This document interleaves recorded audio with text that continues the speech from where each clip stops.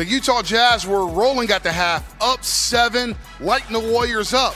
However, a monster third quarter in which the Warriors score 42 points and drop 11 assists, and they shoot 64% in that frame, help them flip the basketball game, and they win by 9. Now, some gamblers out there may not be happy with the final score after that final possession, but for the Warriors, they are now 1-1 during this critical 11-game stretch, and we'll talk all about it here on Toyota Warriors Postgame Live with the Hall of Famer Chris Mullin. I am Bonta Hill. And a nice feel-good win. Draymond Green gets ejected late in the second quarter. They were down 12. Steph Curry gets rolling, and the bench mob follows suit. Quinton Post with some nice shooting as well. Amazing third quarter, Bonta. You mentioned 42-31, so a plus 11. They turned all those stats around from the first half. Points off turns, they were -7 at halftime, +7 in the third quarter. Points in the paint, they were -20, +2. The turnovers, which we always talk about with the Warriors, did a much better job taking care of the basketball. And it's a crazy third quarter, Bonta, because the Warriors win at 42-31. Steph gets 20, but the Utah Jazz actually shot better than them, but the turnovers cost them the game in that third quarter. So a great third quarter for the Warriors. Fourth quarter is pretty not uneventful. But very impressive the way they came out after halftime. And the 2 turnovers in the third quarter, that was the difference, Willie. They were turning the ball over in the first half, a -9 when it came to points off turnovers. They flipped that in that third quarter, a +7 in that department. Yeah, that was a huge factor because this Utah Jazz team came in 30th in the league in opponents' points per game, giving up 127. So you're going to find good shots. The only way you're not going to is if you turn it over, Bonta. So they did a much better job regrouping at halftime. And then Steph Curry was just phenomenal with 20 points in that third quarter. 20 points in that third quarter, a monster frame from him, and he's standing by with Fitz and Buki. So the Warriors are down 7 at halftime, and then Steph happened. 45 times in your career with a 20-point quarter. How'd that third feel? It felt good, obviously, with Draymond going out. We needed to rally and come out with some energy. Coach challenged us at halftime to just play with force.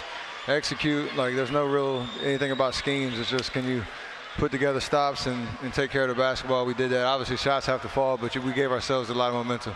Can you explain to regular people what it's like to be double-teamed as much as you are? And did you ever think early in your basketball life, like when you're in elementary school, that in the NBA you'd be doubled and triple-teamed this much?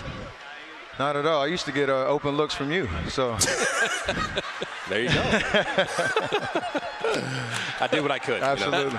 Did you enjoy the Billy Kennedy challenges tonight? You seem to have particular delight in Billy Kennedy going to the microphone. It's my favorite thing. Therefore, and his whole. I told him he needed to take a bow after those 3 challenges, and knowing that he didn't have another chance at the mic, he should bow to the whole crowd because he put on a great show. What were the discussions like at halftime? Because there you go. What were the discussions like at halftime on the defensive end? Because this Jazz team was kind of getting off there in the first half. You guys are a great defensive team. You took pride on the defensive end. You made an adjustment, made everything tougher for them in the second half. Switching and being together, communicating early. Not letting them run around free. We had to be physical. Teams are physical with us. We should be able to give that back to them. And if they have 5 out on the perimeter and they're moving the ball, like, we got to be in sync and not let guys just run around. And we did that in the second half. We rebounded the ball too. So just made the right adjustments mentally more than anything. Do you know what you were doing 5 years ago to the day tonight? Raymond told me 60-something, but I don't remember what guy. Your career high 62 was 5 years ago today. Oh, that's right, the shortened season. I was trying to. 62, highest scoring game of your career. 5 years later, you're getting 20-point quarters. Are you physically not aging? You can tell us. No, I am, but the work still continues, and I have a lot left in the tank, so I'm happy. I'm blessed. We always use the term gravity of the defense. We already touched on you getting double-teamed. But your off-the-ball movement, when people cross paths with you, they get a basket, they're wide open. How much pride do you take in that part of your game? Just creating opportunities for your teammates, sometimes not even touching the ball. That's one of my favorite things, being able to be a threat off the ball and, try to make it easy for my guys to get, open looks. They set great screens for me all game, so it's the least I could do to keep moving, bring 2 guys with me. Trace got that dunk late in the game, GP in the pocket. Throwing lobs, so it's just a pattern in our offense, and good things happen, especially if we take care of the ball. That's the biggest thing. I will let you go with this. Are you claiming that dunk or not? Yes and no. I told everybody that was going to be my last dunk last year, but I did surprise myself when I got in the air, so I'm definitely taking it. Steph, thanks for stopping. We appreciate Absolutely. it. There is Wardell, Stephen Curry, the deuce for the 20-point third quarter for the 45th time in his career. Warriors had one they needed to grab. They won 6 out of 8, and it's on to L.A. His third 20-point quarter of the season, as Fitz just said, the 45th of his career.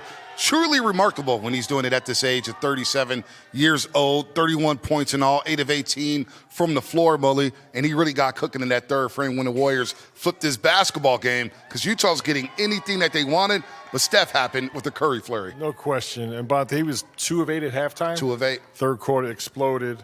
You mentioned the 8 of 18, but 6 of 12 from 3, 9 of 9 from the free throw line. So really attacking the defense, and that's not Utah's strong suit. But this team can score. You know, the Warriors, they made 19 made threes, 32 assists.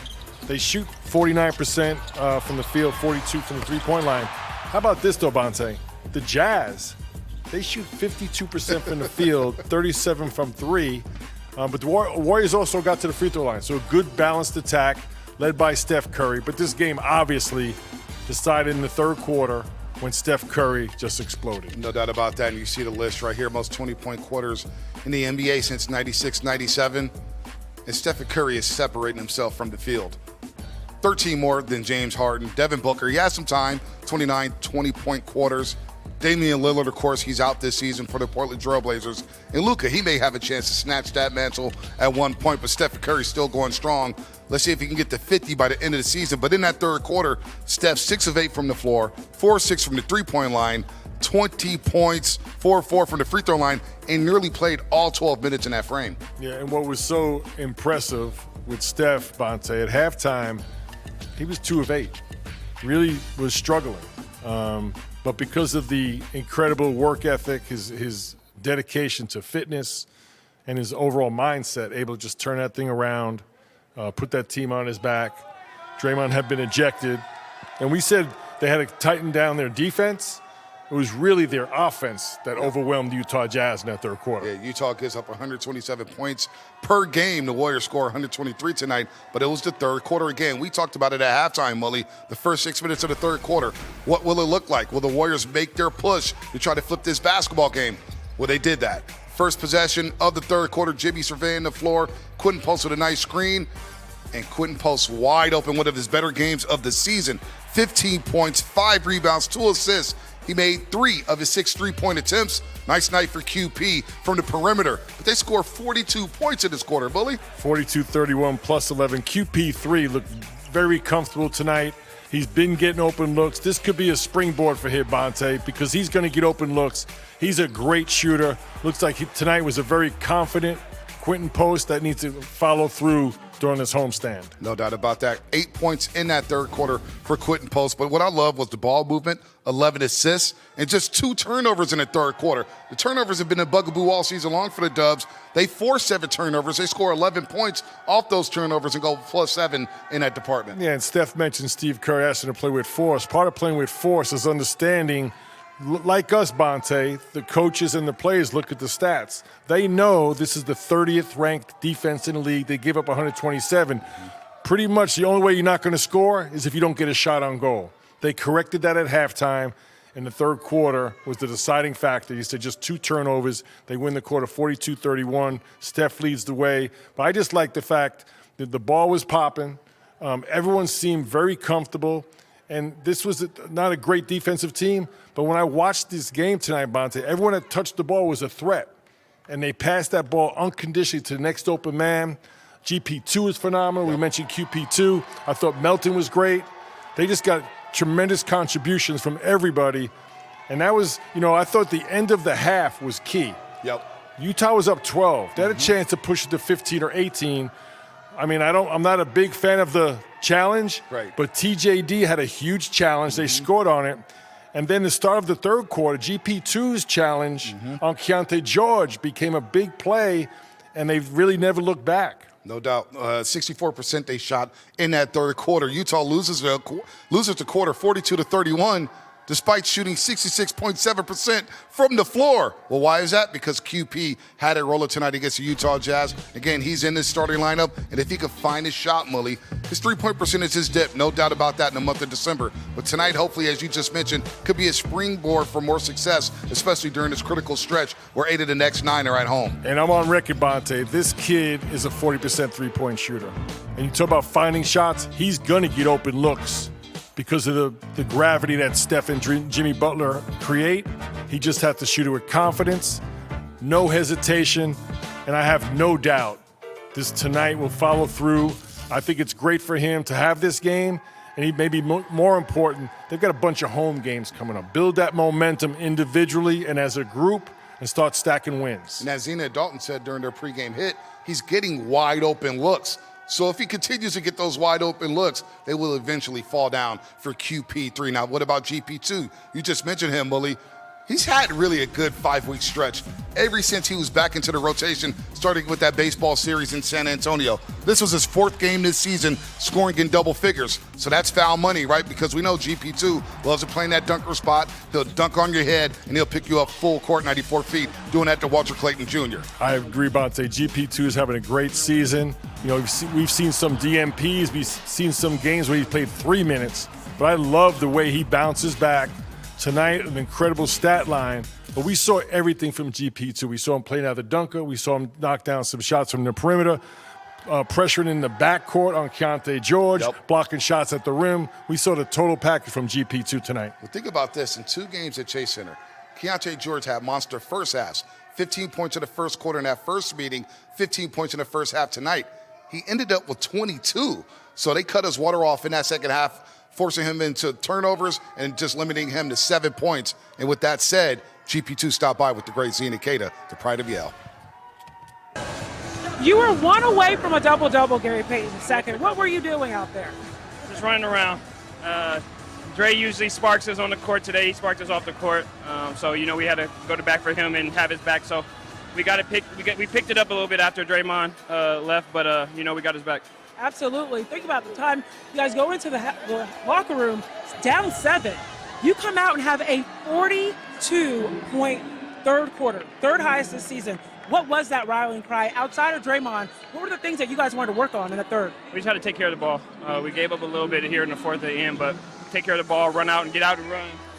And then, you know, just make plays. And I think that's what we did, and we got a nice run. And we got more stops than we got more stops than we did in the first half.